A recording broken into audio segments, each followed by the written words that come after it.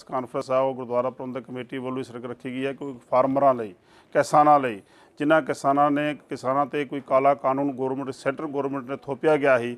ਉਸ ਦੇ ਮੁਤਾਬਕ ਹੀ ਜੋ ਪੂਰੇ ਹਿੰਦੁਸਤਾਨ ਦੇ ਪ੍ਰੋਟੈਸਟ ਹੋਇਆ, ਮੇਰੇ ਖਿਆਲ ਦੇ ਪ੍ਰੋਟੈਸਟ ਵੀ ਕਾਫੀ ਕਿਸਾਨ ਮਰ ਵੀ ਗਏ ਹਨ, ਜਿਨ੍ਹਾਂ ਦੀ ਬਰਬਾਈ ਵੀ ਕੀਤੀ ਜਾਵੇ ਹੁਕੂਮਤ ਨੇ।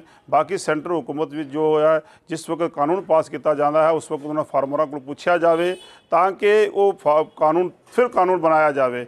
ਅਗਰ ਕਾਨੂੰਨ ਬਣਾਇਆ ਵੀ ਗਿਆ ਤਾਂ ਫਿਰ ਵੀ ਕੋਈ ਸਟੈਂਡਿੰਗ ਕਮੇਟੀ ਬਣਾ ਕੇ ਇਸ ਨੂੰ ਖਤਮ ਕੀਤਾ ਜਾਵੇ। ਖਸੂਸਨ ਤੌਰ 'ਤੇ ਨਰਿੰਦਰ ਮੋਦੀ ਅਮਿਤ ਸ਼ਾਹ ਨੂੰ ਬੇਨਤੀ ਕਰਦੇ ਹਾਂ ਸੈਂਟਰ ਹੁਕੂਮਤ ਨੂੰ ਕਿ ਅਗਰ ਇਹਨਾਂ ਕੋਈ ਕਾਨੂੰਨ ਤੁਸੀਂ ਨੇ ਬਣਾਇਆ ਵੀ ਹੈ, ਇਸ ਕਾਨੂੰਨ ਨੂੰ ਖਤਮ ਕਰਨਾ ਆਪ ਦੇ ਲਈ ਹੈ, ਇਸ ਦੇ ਵਿੱਚ ਕੋਈ ਅਮੈਂਡਮੈਂਟ ਕਰਨੀ ਜਾਂ ਕੋਈ ਤਰੀਕਾਕਾਰ ਕਰਨਾ ਆਪ ਦੇ ਲਈ ਹੈ। ਆਪ ਇਸ ਨੇ ਵਿੱਚ ਅੜੀਅਲਪਣ ਰੱਖਿਆ, ਜਿਸ ਕਰਕੇ ਲੋਕ ਸੜਕਾਂ ਦੇ ਵਿੱਚ ਆ ਕੇ ਬੜੇ ਪ੍ਰੋਟੈਸਟ ਹੋ ਗਏ ਹਨ। ਮੈਂ ਕਹਿੰਦਾ ਕਿ ਪੂਰਾ ਪੰਜਾਬ ਤੋਂ ਲੈ ਕੇ ਦਿੱਲੀ ਤੱਕ ਸਾਰਾ ਬੰਦ ਹੈ, ਲੋਕ ਵੀ ਕਾਫੀ ਦੁਖੀ ਹਨ। ਪਰ ਇਸ ਚੀਜ਼ ਨੂੰ ਸਮਝ ਜੇ ਅਗਰ ਜਦੋਂ ਵੀ ਕਾਨੂੰਨ ਬਣਾਇਆ ਜਾਵੇ, ਅੱਜ ਵੀ ਕਾਨੂੰਨ ਨੂੰ ਕਿਸੇ ਅਮੈਂਡਮੈਂਟ ਲਿਆਉਣ ਦੀ ਕੋਸ਼ਿਸ਼ ਕੀਤੀ ਜਾਵੇ, ਫਾਰਮਰਾਂ ਦੇ ਨਾਲ ਜ਼ਰੂਰ ਗੱਲ ਕੀਤੀ ਜਾਵੇ, ਕਿਸਾਨਾਂ ਨਾਲ ਗੱਲ ਕੀਤੀ ਜਾਵੇ, ਉਹਨਾਂ ਦੀ ਪੂਰੀ ਅਪਰੂਵਮੈਂਟ ਲੈ ਕੇ ਫਿਰ ਜਾ ਕੇ ਉਹਨਾਂ ਨੂੰ ਜਾ ਕੇ ਦਿੱਤਾ ਜਾਵੇ ਤਾਂ ਕਿ ਆਉਣੇ ਵਾਲੇ ਵਕਤ ਐਸੀ ਚੀਜ਼ਾਂ ਨਾ ਬਣਨ। मैं एक चीज़ और जाऊँगा, अगर बीजेपी सरकार को फुल मेजॉरिटी मिली है, उस मेजॉरिटी का मतलब नहीं है कि हर कानून जो है लोगों सोच के ऊपर थोपिया जाए ताकि उन्होंने हरासमेंट किया जाए।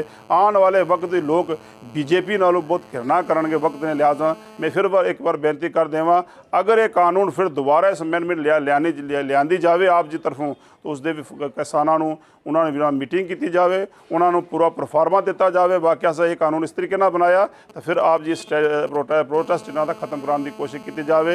मैं किसानों भी बेनती करदा कि आप जी पूरे अमन तरीके नाल पीसफुल तरीके ना करने की कोशिश की जाए। एक धर्म के ना मत थोपिया जाए कि एको धर्म कोई प्रोटेस्ट कर रहा है। इतने हर स्टेट जो है किसान की वो दिल्ली पहुँचा है, सिर्फ तो सिर्फ चैनलों राही कहते कि भाई वाकया पंजाब वाला हो गया या फलाने हो गए, इस चीज़ों में नहीं है। मैं कल भी टीवी देखा कि पूरा हिंदुस्तान जो है वो इस प्रोटेस्ट के इन्वॉल्व है। इत्थे दे प्रबंधक गुरुद्वारा कमेटी वालों भी इस कानून की निखेधी करते हैं। असीं उम्मीद करते हैं कि साडी जी आवाज़ है वो नरेंद्र भाई मोदी जी और अमित शाह जी पूरी कैबिनेट को पुजेगी ताकि इस कानून को वापस लिया जाए।